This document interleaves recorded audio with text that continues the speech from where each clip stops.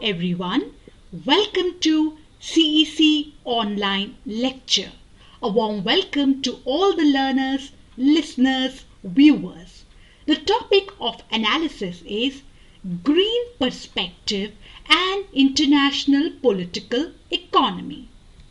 In this lecture, we shall attempt to understand the green perspective with focus to its bearing on the discipline of international political economy.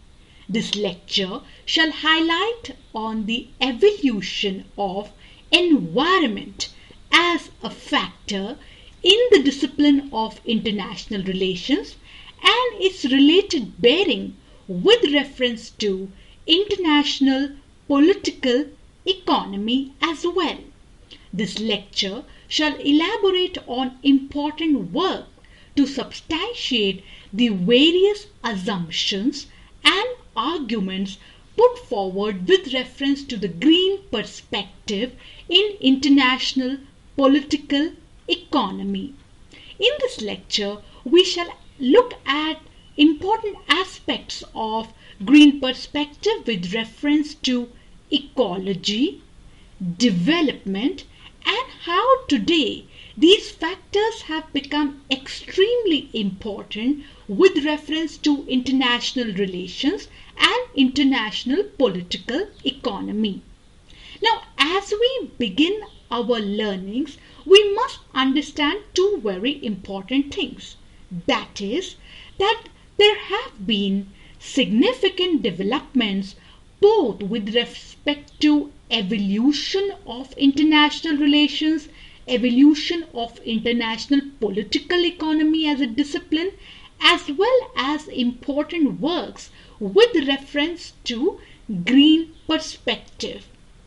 And at the same time, we must factor in that the green perspective has been recognized late with reference to the mainstream theory in IR as well as international political economy. Now, as we take the learning forward with this very important assumption that how today green perspective has become important with reference to international political economy. At the outset, let us now underline the important features of the green perspective in international political economy. The green perspective is a problem-oriented perspective. It draws attention of the discipline towards an important problem, a situation of crisis, both with reference to national interest of respective nation states as well as policy making. The green perspective is interdisciplinary, namely we draw on sociology, anthropology, science, technology to understand its various offerings. And then with the same line, the green perspective is having a normative focus also. So one must underline the normative orientation the green theory offers with reference to international political economy. Now, as we take our learning forward, it is very essential at this hour to look at how today the green perspective in international political economy has acquired important bearing with reference to the evolution of not only the discipline but as well as with respect to contemporary global challenges. Now we all know that today there has been rise of ecological concerns. We hear about how today threats of various ecological issues, they cut across the borders. And with this, there is a challenge mounted on with reference to the assumptions of the mainstream theory, and herein one must factor in the realist theory. When we hear about climate change, depletion of the ozone layer, impact of the global warming, loss of biodiversity, issues of pollution of various kinds, and how these global ecological concerns have a bearing with reference to national interests and policy making of respective nation states. Seen in this realm, as we now draw the attention towards the teleological historical perspective of the green agenda, we get the sense that the development with respect to ecological concerns in IPE, somewhere as we saw right at the beginning, that it entered the discipline late. There was highlights of the argument of limits to growth. Now this was the debate of the early 1970s. To give example here of the very important work by Garret Hardin's Tragedy of the Commons. This economic theory was first conceptualized in 1833 by the British writer William Forster Lloyd. In 1968, the term tragedy of the commons was used for the first time by Garret Hardin in Science magazine. Now this theory explains individuals' tendency to make the best decisions for their personal situation regardless of the negative impact they may have on the others. Now, in the similar vein, one witnessed that there was historic United Nations Conference on Human Environment, which was held in Stockholm, Sweden from June 5th to 16, 1972. And what one finds here is that gradually with the passage of time, by 1990s, environment becomes an important factor in the study of international relations and international political economy.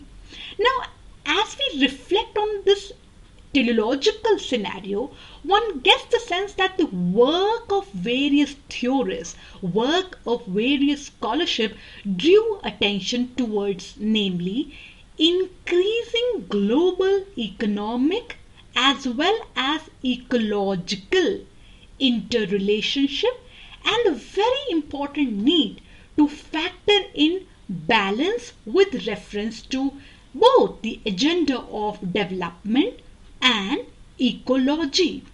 Now, dear learners, we must understand that how the development of various dimensions of the scholarship with reference to green perspective as a distinct paradigm, one can trace certain outlines here. Namely, we can identify two broad outlines. In the first scenario or the first phase, the green perspective, the various works, they highlighted the disadvantages of the economic and industrial models being followed. So here one gets the sense that there was a critique of the way patterns of development, the economic models were harming the environment. Now we must note here that there have been other perspectives and approaches also in IR and IPE. For example, to quote here, the Marxist perspective. The Marxist perspective also questions the market, the operation of capitalism, and how it leads to domination. But domination here is understood with reference to the class bias, with reference to the economic avenues. The green perspective understands this domination, manipulation, exploitation with reference to questioning the anthropocentrism, that is, questioning the domination of the human over ecology. It is critical of human domination and exploitation of environment. It points towards that there is a need for ecologically centered ideas, the narrative that must give respect to all life forms. And again, as we are understanding this main ideas of the green perspective, namely with response to questioning anthropocentrism, critical of human domination, need for ecologically centered ideas, dear learners, we must understand here again on a comparative analogy that the critical theorists of the first generation of the Frankfurt schools also had the similar ideas. Now, as we are delving towards the teleological, the evolution of the green perspective, one gets the sense that with time, the later phase of the scholarship for the green perspective was more transnational, cosmopolitan in its orientation, and a lot can be attributed for it towards mainly with reference to the focus. The focus of the scholarship in the later phase was on environmental justice, giving importance to environmental democracy in the governance narrative. Ecological models which must given emphasis to environment, ecological hampering models of development, and how again in the trade-off with the rise of global trade and market, global apparatus of interrelations, exchange, rise of globalization, how rich nations appropriated more resources, and this led to a scenario wherein there was depletion of the environment as well as the poor nations suffered. The question therein was on the issue of fair share in the trade-off. An important work in this perspective which we must draw on is that of by the work of Godin, drawing emphasis towards the moral vision, the green theory of value that gives primacy to ecocentrism, that factors in the importance of the idea that there is a need to preserve non-human nature, that builds on the need that there must be healthy ecosystems. Now, as we are looking at various ideas in the green perspective, we now try to understand that how we situate it with reference to international relations. We all know international relations has witnessed important debates. An important debate which was there in the contemporary times, which was the fourth debate, namely rationalism versus reflectivism. Now, herein there was the critical, the constructivist side of theorizing, which challenges the mainstream rational approaches.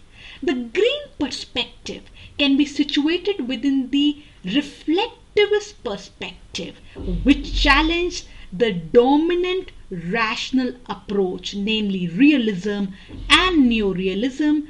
It gives emphasis to the need to factor in other ignored factors, namely environment.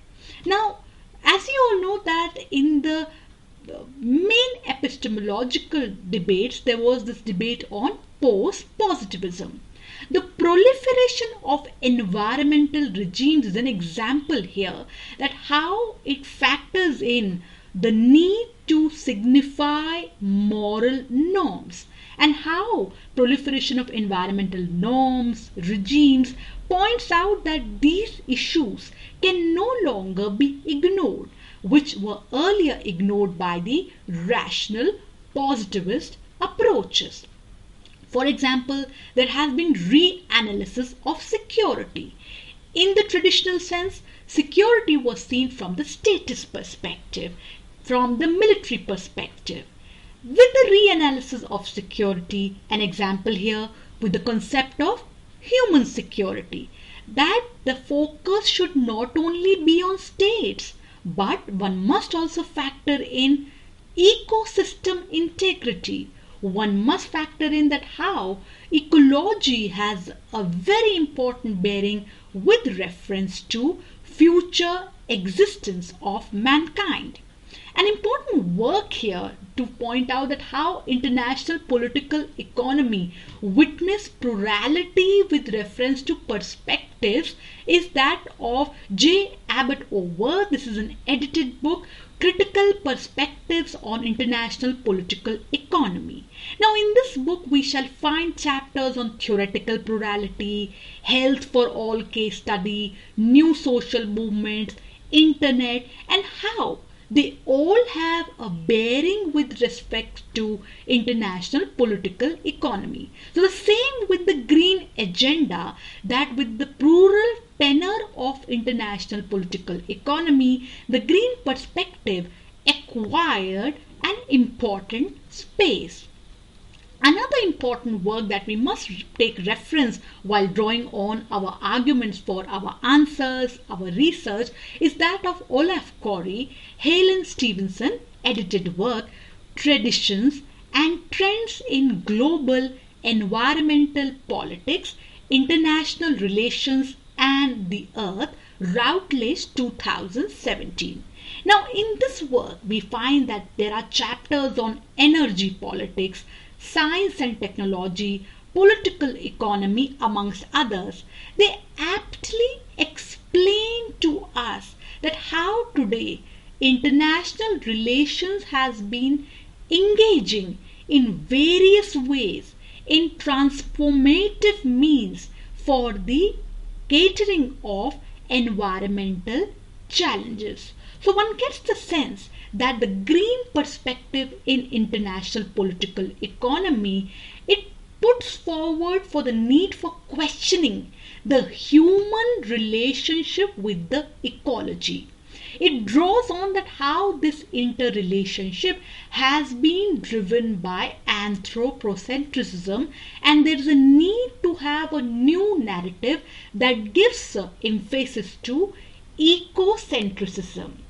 Today we all know environmental problems from climate change to loss of biodiversity, they are cutting across all borders. The threats, namely with respect to the threats they present, they transcend boundaries, and humankind's common future is contingent upon it. Now what one sees that from the narrative that put forward the issue of rectifying the deficiencies of human interface with respect to the environment, to a perspective that puts forward the need for green agenda in the governance dynamics.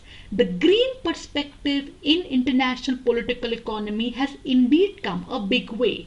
Today when we hear about issue of sustainability, circular economy, and how today both the state as well as non-state actors like multinational corporations are working on the agenda to balance the growth narrative with respect to that of environment. This definitely puts forward the aspect of significance green perspective has acquired in the present times.